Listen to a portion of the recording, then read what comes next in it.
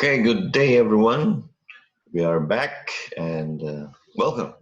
We'll continue our discussion on the course of the law on partnerships and corporations. And this time around, we'll discuss the obligations of the partners. Obligation of the partners towards another partner or to his partners, to the partnership, and of course to third persons like the creditors, suppliers, the clients, and customers. Okay, we begin a discussion with the obligations of the partners to one another or to his fellow partners. And there are five, and these are enumerated in Article 1786, 1788, and also 1163 of the obligations and contracts. So, of course, in a partnership, a partner, to begin the partnership, will make his promise to contribute, and all of them will contribute as a matter of fact. So the first obligation of a partner among themselves, the partners among themselves, is as to the thing promised to be contributed to the partnership. So obligations with respect to contribution of property is first to contribute at the beginning of the partnership or at the stipulated time the money, property, or industry which may have promised to contribute. And then letter B, to answer for eviction in case the partnership is deprived of the determinate property contributed. So this happens when a partner contributes a real property, and so the partnership build an office, let's say an office, a shop, a plant in the property, and then suddenly another person shows up and files a case of eviction, so or ejectment, no? To eject the partnership. So there's an issue on ownership. So if ever the partnership is deprived or ejected from the property which is contributed to the partner, then that partner will answer for the eviction. So he will have to make another contribution, or he will have to pay the partnership damages. He will answer for damages. Letter C, to answer of the partnership for the fruits of the property, the contribution of which he delayed. So again, fruits of property. These are civil fruits, natural fruits, industrial fruits. So if ever the property to be contributed by a partner will bear fruits, so the fruits should be given to the partnership, because in this case the partner has committed a delay. You know? It says here with which he delayed. So the fruits to be the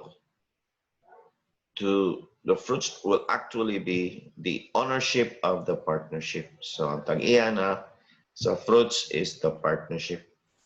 So from the date that they should have been contributed up to the time of actual delivery. So letter D, to preserve said property with the diligence of a good father of family pending delivery to the partnership. So this is the duty of a person who promised to deliver a determinate object. No? If you remember in Law 211 or 231. So since the partner has promised to deliver a determinate property and is still pending delivery, so he must preserve that property with the diligence of a good father or ordinary diligence. And number 5, or letter E, to indemnify partnership for any damage caused to it by the retention of the same or by the delay of its contribution. So this answers letter C. So if ever there is delay or if ever there is ejectment, then he will have to indemnify the partnership for damages. Indemnify is meaning pay. So if ever the partner fails to contribute the property promised,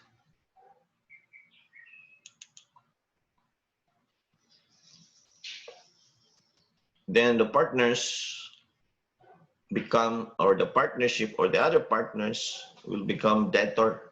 The partner who failed to deliver the property will become a debtor to the partnership.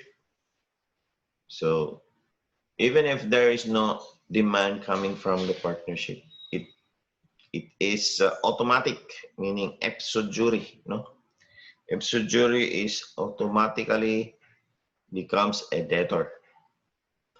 It's Article 1169. Now, number 2, so the remedy of the other partner is not recession. So recession is like cancellation. But the other partners will have to demand for specific performance. That is, the delivery of the object you have to deliver with damages from defaulting partner. So the partner will have to pay, deliver the object plus payment of damages. So what are the obligations of a partner with respect to contribution of money and money converted to personal use? With what, no? So the obligation firstly is to contribute on the date fixed the amount he has undertaken to contribute to the partnership. So say mong isaad, on that day that you'll deliver, you have to make it good. No? Number 2, to reimburse any amount he may have taken from the partnership coffers and converted to his own use. So, ngawkaw ni siya. So if ever the partner has taken money from the partnership, he has to reimburse that amount. Letter C, to pay for the agreed or legal interest if he fails to pay his contribution on time, or in case he takes any amount from the common fund and converts it to his own use. So if ever the 2 items stated in letter A and B will happen, he will have to pay the legal interest. The legal interest now is 12% per annum or 1% per month. So he will have to pay that. So interest is a kind of fruit, which is civil fruit. Letter D, the partner will have to indemnify the partnership for damages caused to it by delay in the contribution or conversion of any sum of his personal benefits. Okay. So, what is the kind of relationship of a partnership among the partners in a partnership? So actually, a partnership is created based on trust. So based on trust to one another, you trust the other person as your partner, and the same token, that partner also trusted you. So partnership is built on trust, and what does trust is what you call fiduciary duty. If you trust a person, that person has a fiduciary duty to you. So partnership is a fiduciary relation, one entered into and to be maintained on the basis of trust and confidence. With that, a partner must observe the utmost good faith, fairness, and integrity in his dealings with the others.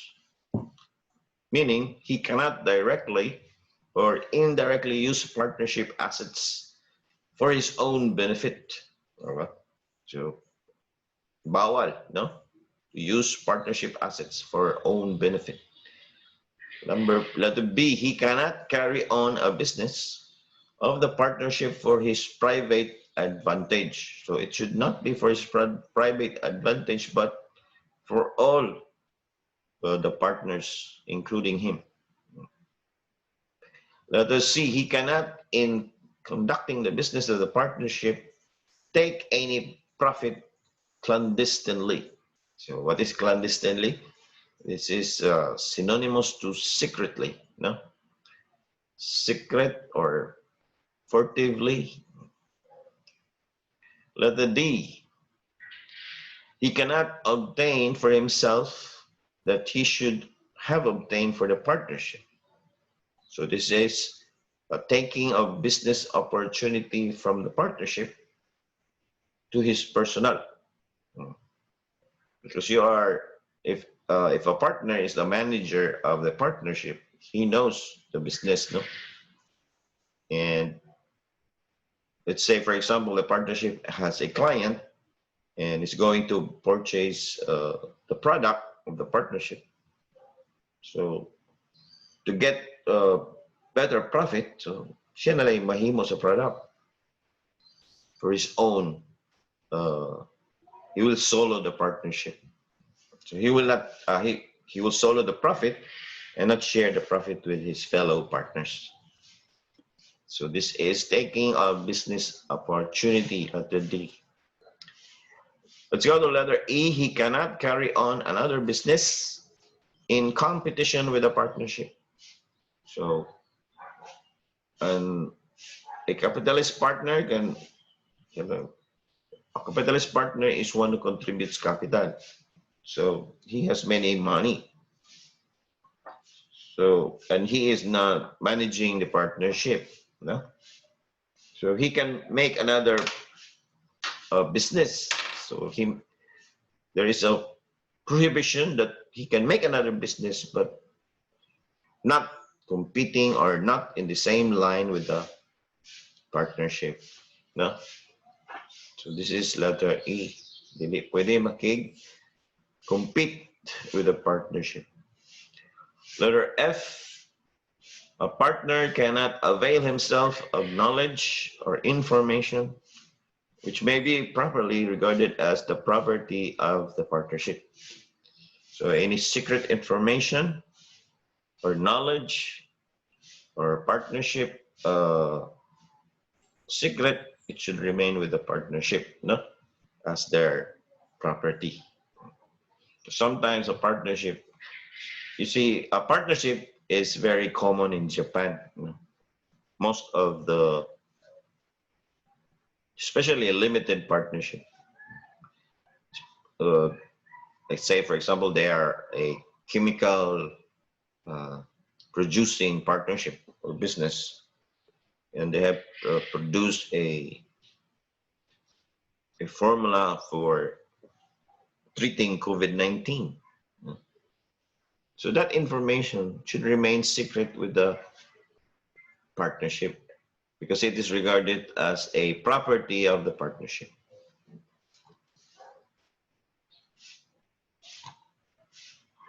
So let's go to the prohibition of competing the business of the partnership. So I stated an example a while ago here, the capitalist partner. So a capitalist partner cannot engage in a business with the same kind of business with a partnership. So for his own account or for his own profit, unless there is a stipulation to the contrary. So this is a prohibition, not an absolute one. It's only relative, no? Because he still can engage in another business, provided it is not in line or the same kind of business with the partnership. Except only if there is a stipulation or agreement which is stated in the articles of partnership. So if a capitalist partner will violate this prohibition of the law, there are consequences, and they are as follows. No? Number one consequence, he may be required to bring to the common fund the profits he derived from the other business. So whatever profit he derived from the other business, then he will have to share it with the partnership. Number two, he shall personally bear the losses. Okay. This one, if let's say the other business that he created bear losses, has experienced losses, then that capitalist partner will have to bear the loss. Number three, he may be ousted from the partnership. So this is from the partnership. Okay. Ousted meaning expelled. No? So that's the case of capitalist partner. Now in the case of industrial partner, by the way, industrial partner is again a partner who contributes his industry or service to the firm. No? He may be a capitalist and industrial at the same time, but an industrial partner is one who gives his service. No? So what is the prohibition of an industrial partner? It says here that he cannot engage in business within the same line of business partnership unless partnership express permits him to do so. So it's not okay. It's not properly stated here within. So actually the prohibition of industrial partner is absolute prohibition, meaning he cannot engage in business whether in line or whether it's different line of business than that of the partnership. So it's total prohibition or absolute, no? Of course, there is an exception if the partners would allow. Now, what will happen to the industrial partner if he insisted or violated this prohibition? Number one, he can be excluded from the partnership. So the same as here, ousted. So excluded is the same as ousted. Number two, the capitalist partners can avail of the benefit he obtained from the business. So the other partners will get the profit or the benefit that the industrial partner has obtained from pursuing another business. Number three, the capitalist partners have the right to file an action for damages against the industrial partner. Nila IKEA for damages. The industrial partners are prohibited to engage because they're the ones that engage in another business because they're the one who is managing the partnership. And it is required of him to focus his services or his time to the partnership. If he makes another business, then he will lose focus, diba? His attention will be divided. Then what will happen to the business of the partnership? Okay, so that's the reason why this prohibition of the law is provided.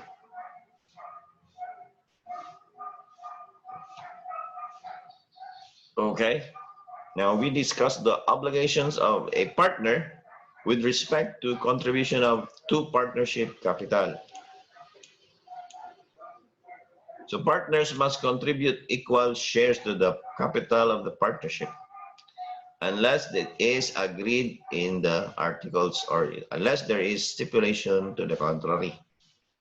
So the general rule in the contribution of partnership capital that the partners will contribute equal money or could be property of equal value, no? Unless there is a stipulation. Letter B, partners or capitalist partners must contribute additional capital in case of imminent loss to the business. And there is no stipulation otherwise. So, walay nakabutang, dili sila mo contribute additional. So, in this case, letter B, the partnership is in the verge of losing the business. No? Pildi na sila. So that's why, in order to make or revive the partnership, then the capitalist partner must contribute additional capital. And the contribution must be in accordance with the agreement, or if not, then equal no? Contribution. So if a partner would refuse to contribute additional capital, it is also provided here. Refusal to do so shall create an obligation on his part to sell his interest to other partners. So if he refused to make additional contribution, then the other partners, or that partner who refuses to contribute, will be obliged to sell his interest or his share to the other partners. So there are requisites here. Letter A, there must be an imminent loss on the business with the partnership. Letter B, majority of the capitalist partners are of the opinion that an additional contribution to the common fund would save the business. And then letter C, the capitalist partner refuses deliberately to contribute. Then letter D, there is no agreement to the contrary. So wala agreement nga di sila mag-contribute. No? Or he is exempted from making any additional contribution. Okay.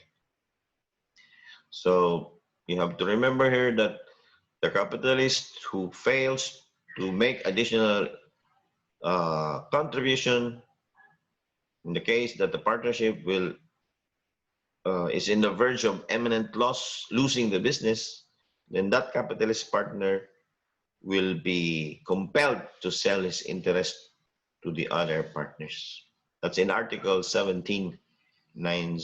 If you have a book, you can refer it and read Article 1790. The next obligation of a partner when he is managing the partnership and he collects money from a debtor who also owed the partnership. This time around, the managing partner is also a debtor to that person, and that person also owes the partnership. So this time, the person owes the partnership and the managing partner. Duha yang utang, tangan siya sa partnership, utangan pag siya sa managing partner.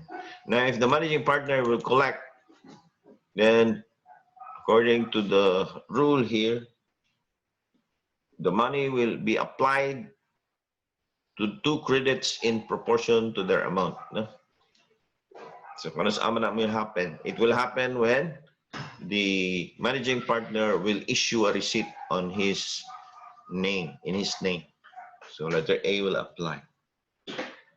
Then if he received it for the account of partnership, meaning he received the money and issued a receipt in the name of the partnership, so the whole amount or the whole sum shall be applied to the partnership credit. So all of the money he collected will go to the partnership and none to him. Huh? So the requisites here, there exist at least 2 debts, duha ka utang, one where the collecting partner is also a creditor, and the other where the partnership is the creditor. So both debts are already demandable, and the partner who collects is authorized to manage and actually manages the partner. Okay, so just remember that whenever the partner collects and issues a receipt in his own name, so letter A will apply. If he issues a receipt in the name of partnership, then letter B will apply. Let's go to the obligation of a partner who receives share of partnership credit. So a partner is obliged to bring to the partnership capital he has received, even though he may have given receipt for his share only. So requisites, a partner has received in whole or in part his share of partnership credit. the other partners have not collected their shares, the partnership debtor has become insolvent. So in this case, the person who owes the partnership